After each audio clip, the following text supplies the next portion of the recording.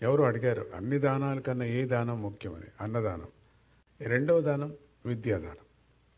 విద్య మనం నేర్చుకున్న విద్యని ఇంకొకరికి చెప్పాలి, ఊరికే ఉండకూడదు. ఇప్పుడు భగవద్గీత నేర్చుకున్నాం, ఇంకొకరికి ప్రోత్సాహం చేసి మనం చెప్పాలా, టీచింగ్ చేయాలా, ఒక్కరికైనా తయారు చేయాలి. అప్పుడు సార్థకం అవుతుంది. మనకే రాదు మనమేం చేస్తాం అనుకోకూడదు. మనం వచ్చేటట్టు ఎప్పుడు వస్తుందో మనకు ఇంకొకరికి చెప్పాలా. మనం ఈ 10 మందికి చెప్పినా మంచిది, ఒక్కరికి చెప్పినా మంచిది. అది విద్యాదానం. విద్య లేని వాళ్ళకి చిన్నప్పుడు స్వామీజీ మా ఒక పొద్దుటూరులోనే ఉన్నప్పుడు ఒక మధుకర భిక్ష అయిన తర్వాత రాత్రి సాయంత్రం పూట కొన్ని అంగళ్ళకు వెళుతూ ఉంటాయి, పెద్ద పెద్ద అంగళ్ళు, లారీసు అంతా ఉంటాయి కదా, అంతా కొన్ని టాకీస్లు అని. దానికి ఓన్లీ 4 అనాస్, అప్పుడు 4 అణాలు బిళ్ళ, 4 అణాలు బిళ్ళ. ఆ 4 అణాలు బిళ్ళ నేను తీసుకుంటుంటే వాళ్ళు ఇచ్చేంత వరకు వదిలేదు. వాళ్ళు నిల్చొని ఏదో మంత్రాలు చెప్తూ ఉంటే అది ఏదో సంతోషం వాళ్ళకి. నేను రాకపోతే వాళ్ళకి ఒక బెంగ, ఏదో రాలేదు, మా షాప్కి ఏమో అయిపోతుందని. వాళ్ళు ఎవరు లేరు, ముసలివాళ్ళు అంతా పరంపదించారు. ఇప్పుడు వాళ్ళ పిల్లలంతా చదువుకొని వేరే చోట ఉన్నారు అందరూ. ఒక అంగడి మాత్రం ఉంది అక్కడ, మిగతావన్నీ తీసేశారు. లారీ వాడు పొద్దుటూరులో. అట్లా ఒక ఆణ తీసుకొని దాన్ని ఈ పిల్లలు ఫీజు కట్టుకోకుండా ఉంటారు కదా, వాళ్ళకి ఇస్తూ ఉంటాయి. వాళ్ళకి కట్టేది.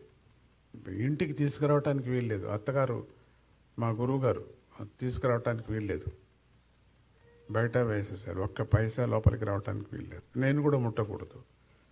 అదే నీ పని అంతే, నువ్వు పని, నీ కర్తవ్యం అంతే. అది నాట్ యువర్ రెస్పాన్సిబిలిటీ కాదు, అది కూడా నీ డ్యూటీ కాదు, అది నీ కర్మ, అది నువ్వు చెయ్యి. మనమంతా డ్యూటీ అనుకుంటాం, కాదు, అది మనం అనుభవించాలి. మన కర్మ అది మనం వహించాలి. మనం అది డ్యూటీ అనేది కూడా తప్పు, స్వార్థం అనేది కూడా తప్పు. అది చేయాలి అంతే, మనం పుట్టిన దానికి సార్థకం. అట్లా 4 అణాలు తీసుకొని వారానికి అట్లా కొంచెం కూడబెట్టుకొని దాన్ని అంతా సుబ్రహ్మణ్య స్వామి ఒక విగ్రహం ఉండేది, దాని లోపల పెట్టుకుంటూ ఉంటే అంతా వెళ్ళి ఆణాలన్నీ కూడా. అదే బ్యాంకు నాకు. సుబ్రహ్మణ్య స్వామి విగ్రహం వెనకాల చాముండీపురంకి వెళ్ళినప్పటికి కూడా అదే పని చేస్తుంటాను. పెద్దనాన్నగారి దగ్గర ఉన్నప్పుడు కూడా ఆయన పెద్ద పురోహితుడు, చాలా ఆలయాలకి పురోహితుడు. అక్కడ కూడా ఉంటే నేను వాళ్ళ ఇంట్లో కూడా ఉంటే పెద్దమ్మ గారు, ఆ పెద్దమ్మ గారు నన్ను చూసుకునేవారు. మిగతా వాళ్ళు ఎవరికి ఇష్టం లేదు నేను ఉండేది, కానీ అమ్మకి మాత్రం చాలా ఇష్టం. పాపం కాచుకొని అసిస్టెంట్ చేస్తూ ఉంటే ఎంత అది కడగటం, స్కూల్కి ఎగేసేం కాదు, అసిస్టెంట్ పూర్తిగా విగ్రహాలు కడగటం, విగ్రహాలంతా. ఆ సమయంలోనే అన్నీ కూడా ఆ విగ్రహాలు, మూర్తులు, ఆగమ శాస్త్రం అన్నీ వచ్చేసాయి, మొత్తం వచ్చేసింది. చిన్నప్పుడు ఆ డబ్బులంతా సుబ్రహ్మణ్య స్వామి ఒకటి ఉండేది అక్కడ. అంటే ఆ నాగులు, ఇట్లా ఒక పెద్ద విగ్రహం, దాని కింద పెడుతూ ఉంటాయి. అయిన తర్వాత వాళ్ళకి ఫీజులు, నెల అయిన తర్వాత వెళ్ళి ఫీజులు కడుతూ, ఎవరికి చాలా బీద పిల్లలు వాళ్ళకి కడుతూ వెతికి మళ్ళీ వాళ్ళ స్కూల్కి చేరుస్తూ. దాంట్లో 2-3 స్నేహితులు అప్పుడప్పుడు కనపడుతూ ఉంటారు. కనపడ్డారు ఇద్దరు ఎవరు కట్టారు కూడా మా టీచర్ గారికి, మాస్టర్ గారికి, Somasundar Sharma assistant head master, ఆయనకి చెప్తూ ఉంటే, తెలుగు పండిట్, ఆయన చెప్తుంటే నేను కట్టినట్టు చెప్పకూడదు, మీరు చేర్చుకున్నట్టుగా చెప్పండి అని. ఒక్కరికి తెలిసిపోయింది. దాంట్లో ముసలవాడైపోయాడు. నా ప్రభువే మొన్న కూడా వచ్చాడు, మొన్న ಬಂದಿದ್ನಲ್ಲ ನೀನು ನೋಡಿದೆಯಲ್ಲ, ಮೊನ್ನೆ ನಿನ್ನ ಇದರಲ್ಲಿ ಬಂದಿದ್ದ ಆಂಧ್ರದಲ್ಲಿ ಟೂರ್ನಲ್ಲಿದ್ದಾಗ. దేవుడా, నా స్నేహితుడు. అట్లా ఏదో ఒక ముసలాడు అట్లా ముసలివాడైపోయాడు.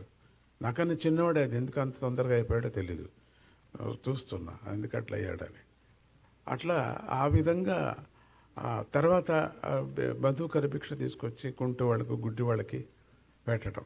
అది వాళ్ళు వేస్ట్ చేయకూడదు, వాళ్ళు తినేంతవరకు నిలుచుకుంటూ ఉంటాయి అక్కడే. ఎందుకంటే వాళ్ళు సర్ది తీసి పెట్టేసుకుంటారు, రాత్రికి ఉంటుందని. అది నేను ఒప్పను. రాత్రికి కావాలంటే తెచ్చిస్తాను, ఇది మీరు వేస్ట్ చేస్తారు, మీరు నా ఎదురుకు తినండి. నా ఎదురుకు 4 ముద్దలు తింటే అది బాగుంది అని అర్థం. సో ఆ విధంగా మనస్సుకు సమాధానం. సో ఇది అన్నము వేస్ట్ కాకూడదు. వెంకటరమణ స్వామి యొక్క క్షేత్రంలో ఆ మొదటిది అన్నదానం. మన మైసూరులో కూడా అన్నదానమే. అట్లనే వెంకటరమణ స్వామి క్షేత్రంలో కూడా అన్నదానం. రెండవది విద్యాదానం, చాలా ముఖ్యమైనటువంటిది విద్యాదానం. మూడవది దానం. విద్య, వైద్యం, వైభవం. స్వామి యొక్క భజనలోనే ఉంది కదా, అంటే హాస్పిటల్స్. ఇవి